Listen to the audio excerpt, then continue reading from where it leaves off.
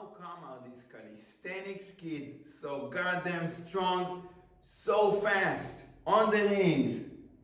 Today we will try to break down what are the common qualities amongst them and what can we learn from them to take to our training basically.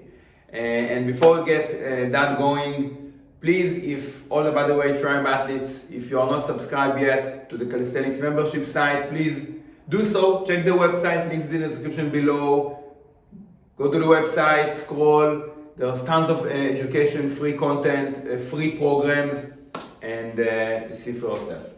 Okay, so obviously, when my interpretation of how these calisthenics kids, and I'm very sorry if I am very general, about the generalization of these calisthenics kids. Okay, everyone has their own life and qualities and abilities, but my interpretation basically is to their training is that is extremely high intensity, high volume, to failure, extremely skill specific.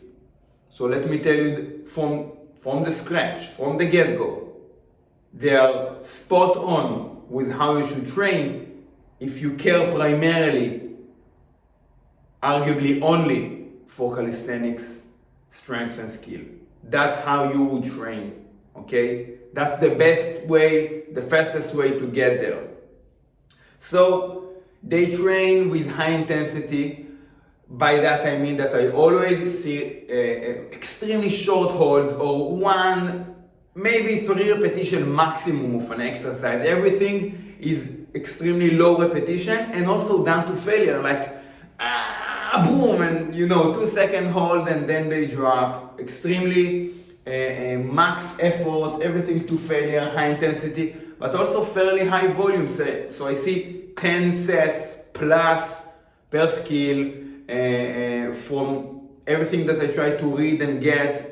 Usually most of them train 3 to 4 times a week, and that will be multiple for multiple movements. So even fairly high, it's not a one set of high intensity, 1 rep and then boom, I leave. None of that, okay? I see tons of attempts and sets and singles and extremely hard isometric contractions, always down to failure, and I see it as very skill-specific training. By that I mean they seem to not have any significant strength training, general strength training background involved.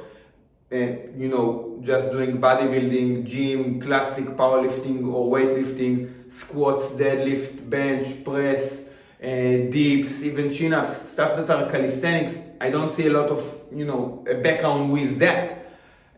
Almost right from the get-go, they start training the planche, the front lever, and soon thereafter Maltese and Victorians, and extremely hard skills that we thought not long ago that are only achievable by elite ring gymnasts. So kudos to them. That's the way to train. That's the most specific, right? We're training for strength, for calisthenic strength. We're not training for endurance. So 1, 2, 3 repetition. We're trying to get as strong as we can. Absolute strength. Relative strength, obviously, to our body weight, but as strong as we can. And with those specific skills. So there's really no use of doing squats. Yeah, it might somewhat strengthen my legs, but to what extent are they needed in a isometric planche hold? So you get what I mean. They basically form their body right into, like they manufacture their body into calisthenics, which is amazing. As long as you can stick to that routine, you will make huge, fast progress. Which really leads me to the second point, recoverability. As long as you can stick to that. So if you're talking about,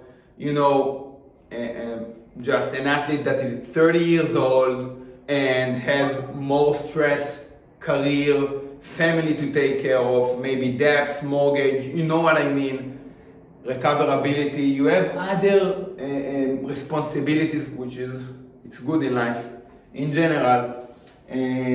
But you know, that's just the reality of it. Most of them, again, I can generalize everything, they live with their parents, you know, they're not paying for shit, and they go to school. The exams in school are the extent of their stress, really. And they don't really juggle with any significant stress in life.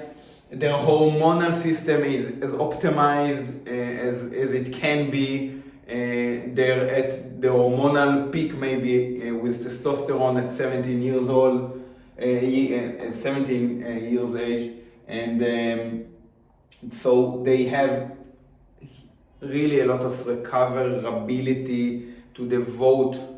All of their stress from training can be basically managed with pure focus on just that, and sleeping and eating like the refrigerator, like a 17 years old does, okay?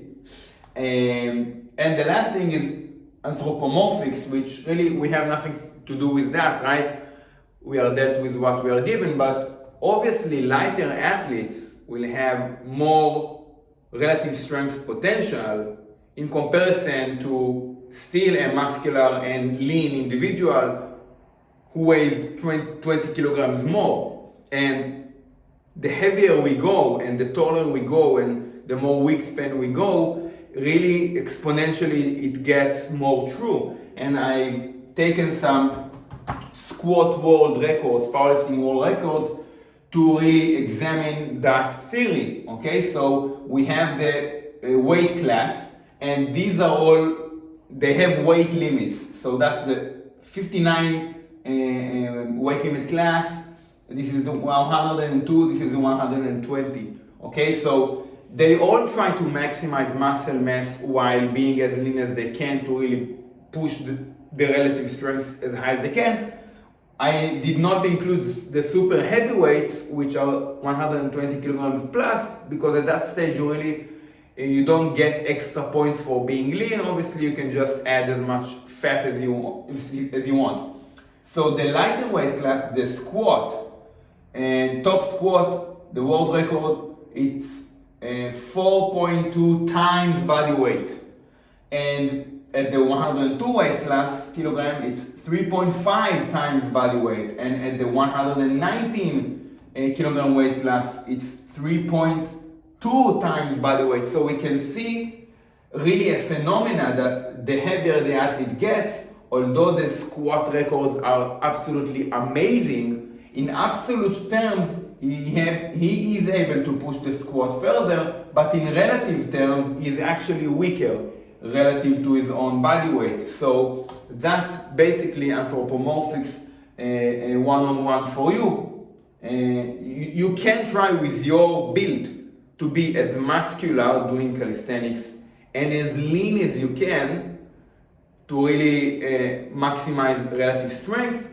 But if you were compared with the same qualities to a hypothetical 20 kilogram lighter self, you would have more relative strength at a lighter weight.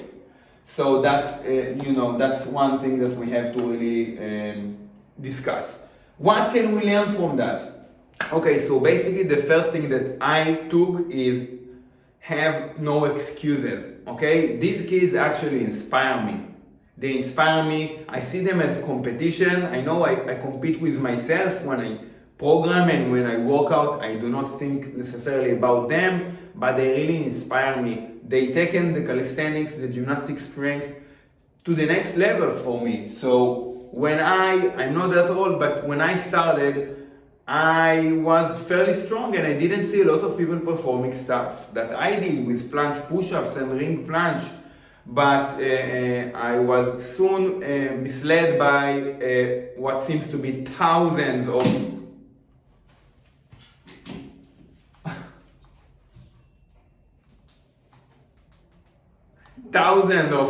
kids that are performing these feats of strength nowadays.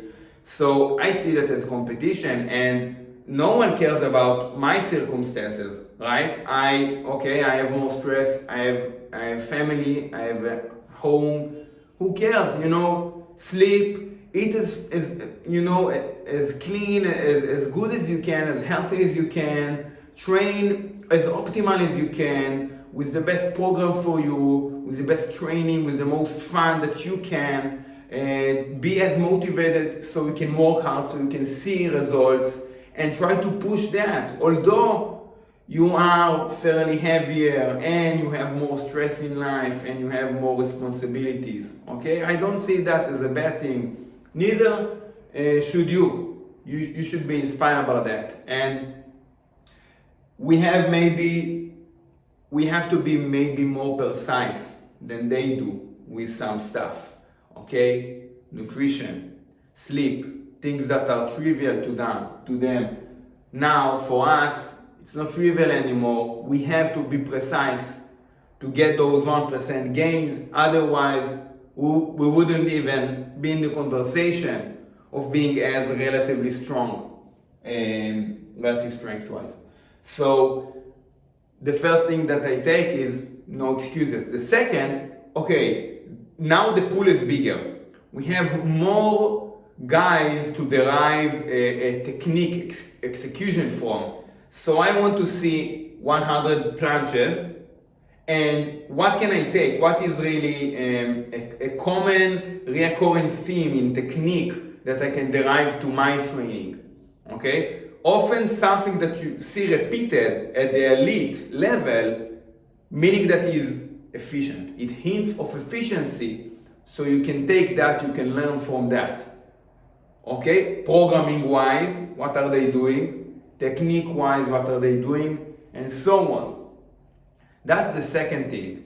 And that's about it, really, for today. That's the message that I want to give you. Be inspired. Take that as a good competition, okay? Be motivated by that. Try to learn from them, okay? Social media is phenomenal in this regard. You can actually have conversation with elite gymnasts and calisthenic athletes, trying to understand what they're doing to really optimize your training, your program, and that's what really we're all about. It's, yeah, we have that good competition, but we're about self-improvement. So at the end of the day, you're competing with yourself, and use that as a source of external motivation, inspiration.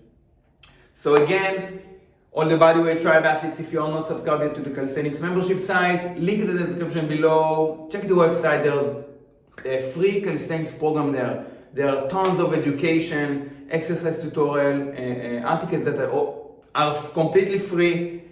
Look at that, and see you next time.